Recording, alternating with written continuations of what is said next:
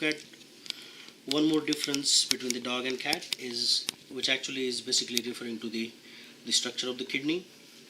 Basically, internal structure of the kidney is same as the dog. As we see here, we see the cortex of the kidney, the medulla of the kidney, the renal crest, renal pelvis, which further would continue as ureter. But then the major difference here we see, in this kidney we see the veins present on the surface of the kidney. Those are called capsular veins. They all form by the smaller tributaries, as they are present all over the surface of the kidney. They all join together to form these capsular veins. That is one of the characteristic feature of the kidney of the cat. So if you try to look at, the vein would be seen through the capsule as well. Okay. So what we see here, as we put the capsule back, we still see the veins running along the capsule, and then as we remove the capsule, we can see those are more prominent on the surface of the kidney as well. So these are the capsular veins which are present on the surface, or which are prominently present on the surface, which are not present in the dog. We are now looking at the male reproductive organs of the dog, starting from the structure of the penis. Then we'll look at structure of the testis, and then we'll look into the accessory gland, specifically the prostate in the dog, and then when we go over the cat, we can look at the bulbourethral gland as well. At this point, now we can see we are exactly at the root of the penis, where we can see the external anal sphincter or anus located here, and right below the anus, as the skin has been removed from here, we can see the root of the penis. Right at the center of the root of the penis, we can see the retractor penis muscle, which would further go up to the body of the penis. Those basically they originate from the coccygeal vertebrae. They go around the external anal sphincter, along with the external anal sphincter, and then further they continue on the penis, or on the ventral aspect, on caudal as well as ventral aspect of the penis, to reach the body of the penis, but not to the glans penis. And retractor penis are smooth muscles which are responsible for keeping the penis retracted and present in the preputial cavity. So let's see. This is the root of the penis. Here, the penis has been detached from the ischiatic tuberosity on this side. So we see that is your ischiocavernosus muscle, along with the cavernous body or corpus cavernosum penis present inside that. So we have one root coming from this side and the other root coming from the other side. Both of them, they join each other, or both of the crura, as they come together, they can be seen running along with each other, divided by the septum which is present in between, and everything here is surrounded by tunica albuginea. So this is at the root of the penis. The muscle or the structure that we see at the center is the bulbospongiosus muscle. This bulbospongiosus muscle, it runs on both sides from the midline, but then it is only present in the root of the penis, not in the body, or as well as not in the glands. So here in this cross section, if you look at it from this side, we can see the structures like corpus cavernosum, corpus spongiosum, surrounded by bulbospongiosus muscle. At the center of the corpus spongiosum, you will have the penile urethra running through the corpus spongiosum. So corpus spongiosum is erectile tissue. Corpus cavernosum is also erectile tissue. Those tissue are present, or those are parts of the, those are the erectile parts of the penis. So at the root of the penis, we see bulb of the penis, which is formed by excessive amount of corpus spongiosum tissue, which surrounds the penile urethra, as well as everything is surrounded, that is surrounded by the bulbospongiosus muscle. Here the crura are attached to the ischiatic tuberosity by means of ischiocavernosus muscle, which has been cut on this side. So that is your ischiocavernosus muscle, covered by some sort of connective tissue here. The transverse section, we go back to that again. Corpus cavernosum surrounded by tunica albuginea, separated from each other by median septum. Corpus spongiosum tissue. In the center we have the penile urethra. As we further go to the lower part of the penis, then here we see the body of the penis. As we see, the body of the penis is bilaterally compressed, so it can provide that lateral bending As we move further, we can see some of the blood vessels. At the same time, we can see some of the blood vessels associated with the penis here. We have the dorsal vein of the penis and dorsal artery of the penis. The dorsal vein of the penis got cut as we transected the penis at the root, and so it looks much empty. Otherwise, it would be much larger, which is accompanied by the dorsal artery of the penis right here. Now, as we come further here, we have taken like the ventral incision or the ventral midline incision on the prepuce to expose the glans penis. The glans penis is the terminal part of the penis, which has two major portions: the bulbus glandis and pars longa glandis. The longer part of the glans is called pars longa glandis, and the larger part, which is more swollen part here, that is called bulbus glandis. This is a part which would become much larger at the time of erection, and this one also enlarged, but not to the extent at which the bulbus glandis would expand. Another feature in the penis of the dog, the bone which is present inside the penis, that is your os penis or baculum, which is present right in the center. After transecting it from dorsal midline, or you can transect it from the ventral midline to see the os penis. As the urethra proceeds further, on the ventral aspect of the os penis, there is a groove for the urethra, through which the urethra would continue further and open outside by means of external urethral orifice. Now you can see at the pointed part of the penis, at the very cranial portion, we have the external urethral orifice. Now, as we looked at the glans penis here, and we saw both of the different parts, the glans penis is usually located within the preputial cavity. So now let's look at the prepuce and some of the structures associated with the prepuce.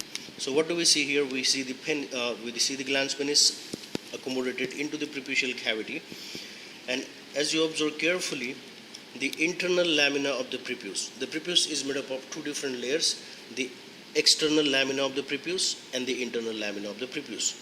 The external lamina usually just continue with the skin of the abdominal wall or ventral abdominal wall, and the internal lamina has epithelium or mucous membrane, which would then further continue on the mucous membrane of the glans penis. It usually reflects upon itself at the level of bulbus glandis, but when the penis is erect, all that would be in this form. So the fold which is present, or the internal lamina of the prepuce, would also be exposed in the erectile phase of the penis. So the opening through which penis would come out in the phase of erection, that is the preputial orifice, external lamina of the prepuce, internal lamina of the prepuce, that will continue with mucosa of the glans penis.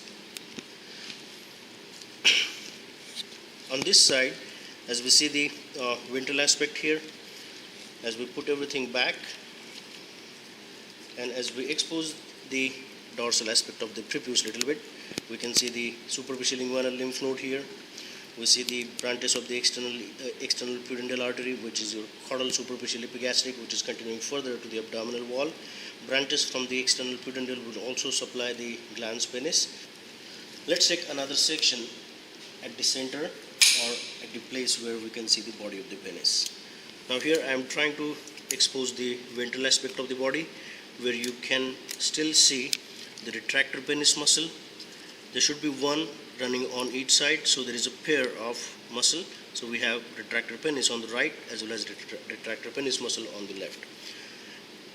As we take incision,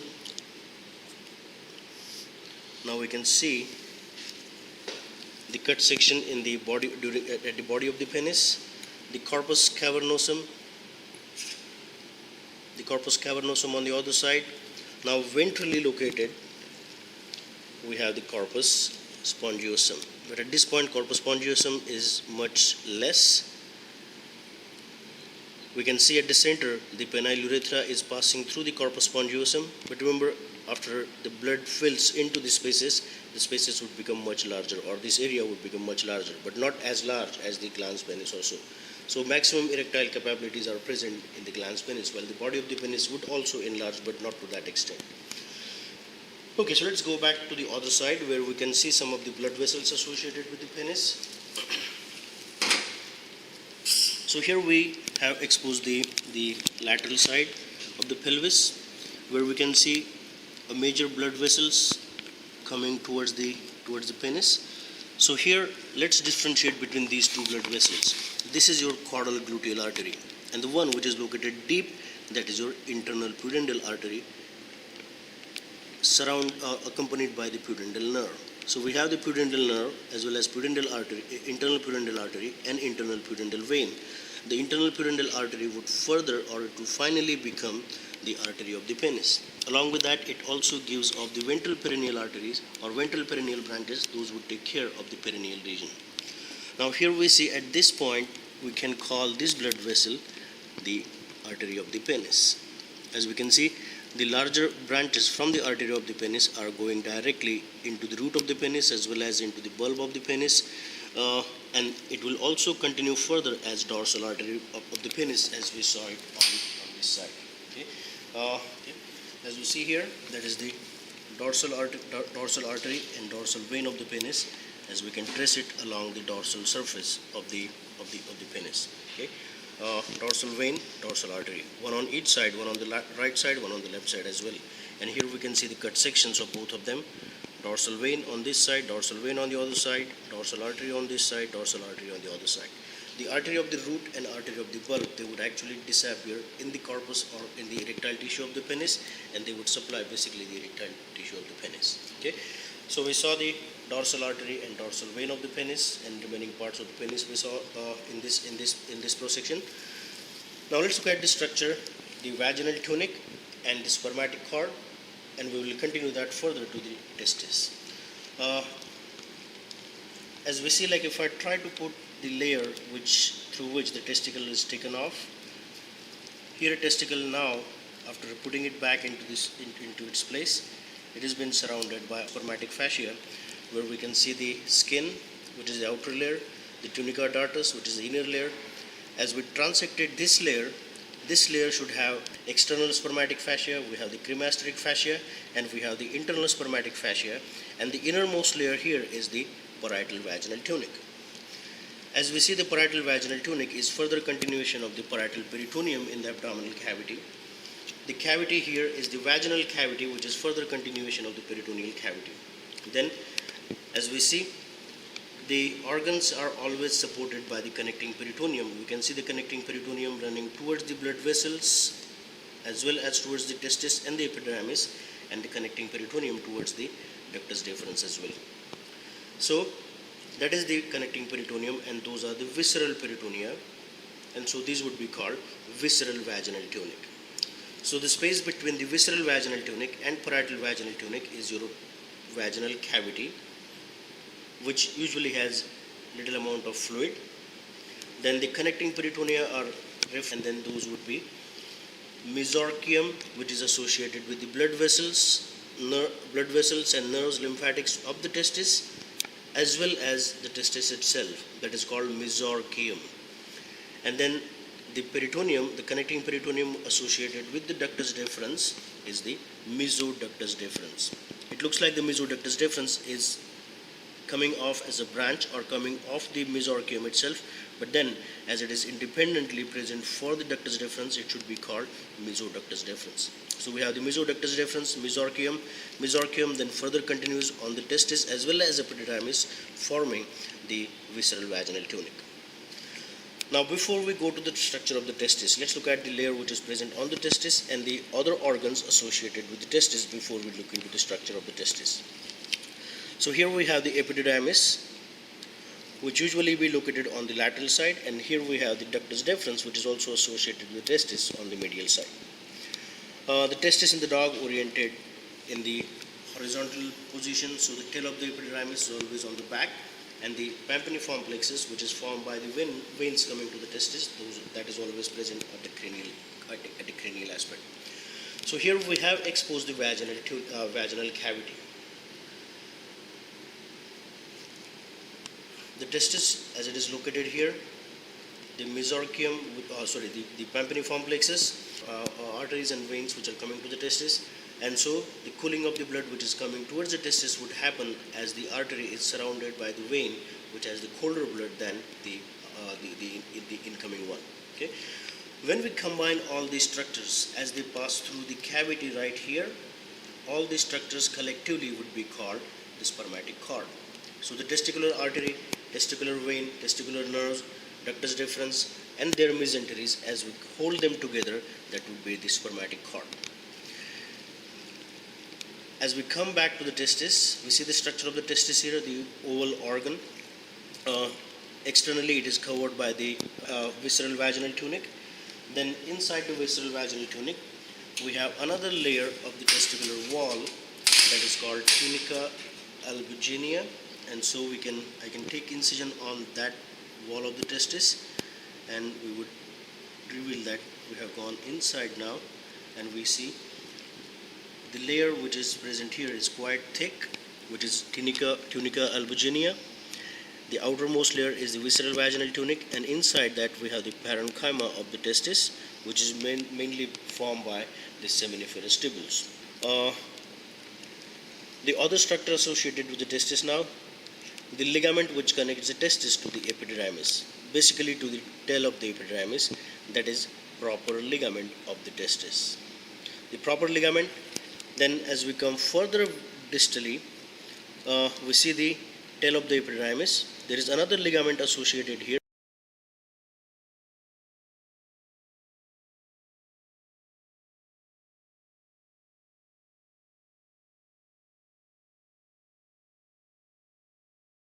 Now the other organ which is present here is the epididymis. Towards the proximal end of the testis, that is the head of the epididymis.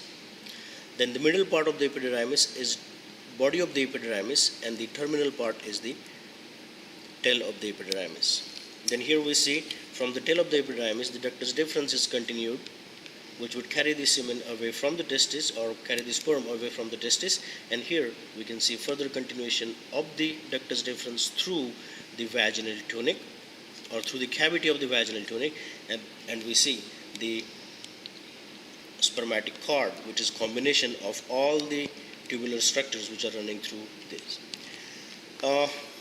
The structure here which is coming out through the superficial and deep inguinal ring, I think we have covered the superficial inguinal ring earlier, which is opening through the aponeurosis of the external abdominal oblique muscle. Then we can see the muscle part which is extension of the internal abdominal oblique more caudally, which also comes along with the vaginal tunic. That is your cremaster muscle. The cremaster muscle has important function of pulling the testis close to the body or letting it go away from the body by contraction and relaxation of the muscle. So that is the outside structure here is the cremaster muscle. Okay, the blood supply to the testis would be basically derived from the testicular artery, which is direct branch of the aorta, which can be seen coming from the abdominal cavity along with the testicular vein and the nerves coming to the testis. And here we see the blood vessels are entering through the opening through the body wall. The ductus deferens is seen coming inside here. The ductus deferens here as important relation between this structure, that is the ureter, and the ductus deferens. The ductus deferens crosses the ureter here, and then finally it would go into the neck of the or into the pelvic urethra, as it would go and open into that. Both of the ductus deferens, one on each side, are connected by thin membranous tissue, or this thin membrane which is present between both of the ductus deferens, that is the genital fold. And this genital fold would simply connect both of the ductus deferences or their terminal parts before they open into the pelvic urethra as they pass through the prostate gland. Slight bulging of the ductus deferens would be seen as they go more at their terminal part. Those are the ampullae, or that is the ampulla of the ductus deferens, but in the dog it is not developed to the extent where it would be present in some other animals, but then we can say it is still present but not well developed. Now let's look at this opening, which is located right here. I am passing the probe through that opening, which is simply invagination of the peritoneum because of the passage of the structures outside the abdominal cavity. This opening right here, which involves the parietal peritoneum, is the vaginal ring. It is different from the deep inguinal ring because the vaginal ring itself is present inside the deep inguinal ring. So unless I remove all this peritoneum here, I won't be able to see the deep inguinal ring. And so, as the peritoneum also continues along with this, the peritoneum inside, or the parietal peritoneum of the abdominal wall, would further become the parietal vaginal tunic as it passes through the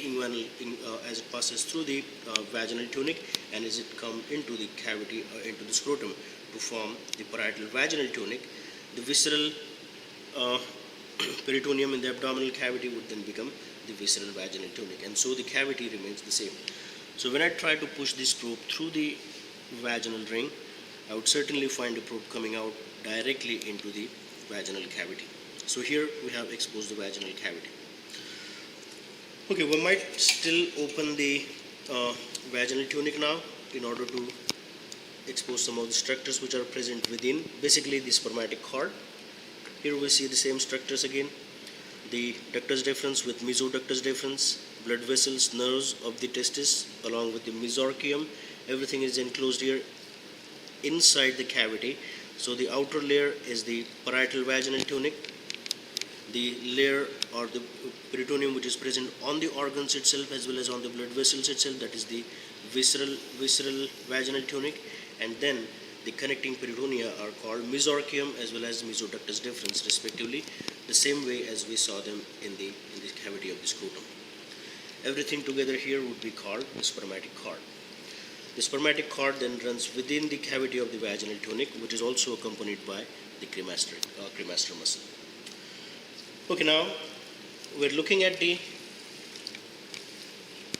accessory glands or accessory sex glands. In order to reveal or in order to expose some of the accessory sex glands, now we may have to cut some of the parts on the we'll cut some of the parts on one side. So we are going to cut through the lateral ligament of the urinary bladder, which no more would be visible in this section, and then we'll follow these structures to the lower part, so we can see some of the accessory sex glands. Basically, in the dog, we have only one gland which is present, that is the prostate gland. Now here, as I pull the urinary bladder close to the like much more in the abdominal cavity, I am stretching the urethra, or I am stretching the pelvic urethra, and we can see the prostate gland basically from the ventral aspect. The same prostate gland that you can see from the dorsal aspect as well, and we see the ductus deferens closely associated with that. Remember, we looked at this genital fold earlier, and from the genital fold, as we see, both of the ampullae are coming close to each other. Finally, they are supposed to run through the prostate gland, and both of these are the lobes of the prostate gland, and so they would finally run within the prostate gland and open into the pelvic urethra. So we looked at the ampulla of the ductus deferens. Then ductus deferens passes through the prostate gland, which can be seen right here. The prostate, as we cut in between the prostate to cut the floor of the pelvic urethra, now we can expose the roof of the pelvic urethra, where we see that mound located at the center, that is your colliculus seminalis.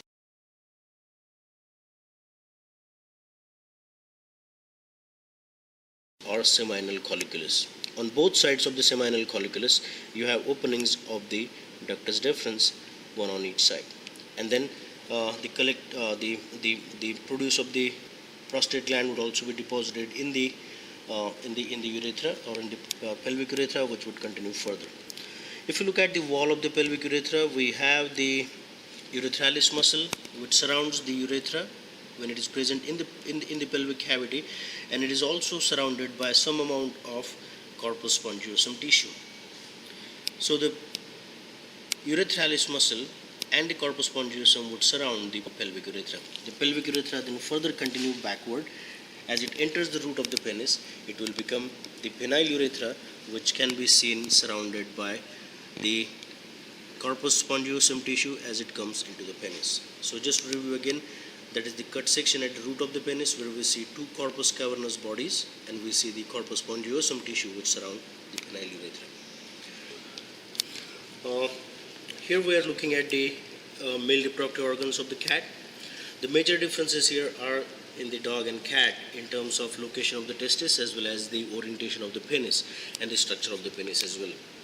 The basic organization of the penis is same. The root of the penis, body of the penis, and the glans penis, which is situated into the prepucial cavity. This basic structure of the penis is same, but only the difference is, instead of coming into the inguinal region or slightly cranial to the thighs, the penis remains much caudal, and so the parts of the penis are much shorter in the cat as compared to the dog. The testes are located right below the anus. So here we see the external anal sphincter and the anus here.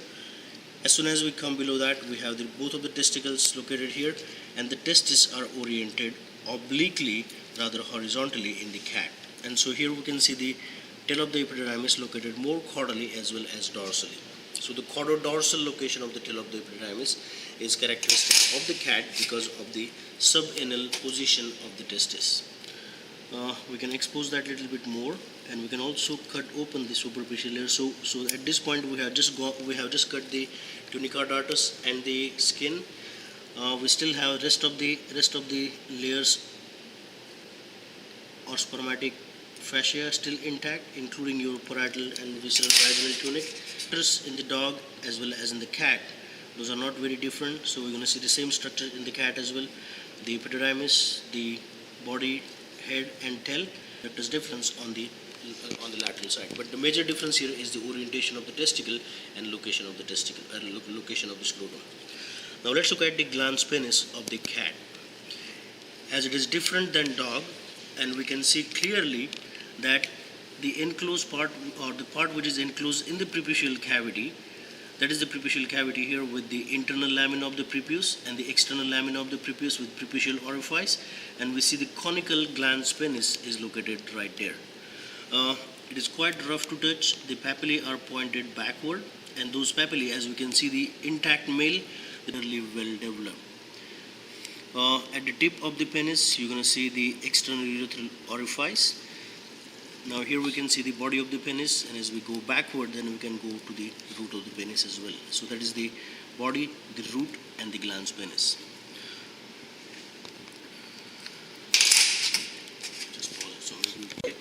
So here is the cross section through the body of the penis. We see the same structures as we saw in the dog. We can see the corpus cavernosum. Corpus cavernosum separated by the median septum. Everything is surrounded by the tunica albuginea. More caudally, as the orientation of the penis is different in the cat, more caudally we can see the corpus spongiosum surrounding the penile urethra, which is present right in the center at the tip of this needle. As we further continue to the penis, as the orientation would not really change, the corpus cavernosum is located more on the caudal aspect, rather being on the ventral aspect as it is in the dog, as the penis proceeds further into the inguinal region, as well in between the thighs as well as in the inguinal region. So here mostly it is located on the caudal aspect as well as partly on the dorsal aspect. Okay, so let's look at the spermatic cord or the vaginal tunic of the cat. So here we see the vaginal tunic coming out through the superficial inguinal ring. In this prosection, the superficial inguinal ring is still intact, so we can see the entire vaginal tunic coming out through the superficial inguinal ring. We see the usual structures. We see the muscular part, which is continuation of the internal abdominal oblique again. That is the cremaster muscle. But in the cat, as the testes are located at the location where they cannot be really pulled close to the body much, the cremaster muscle would not be as functional. But then remember, your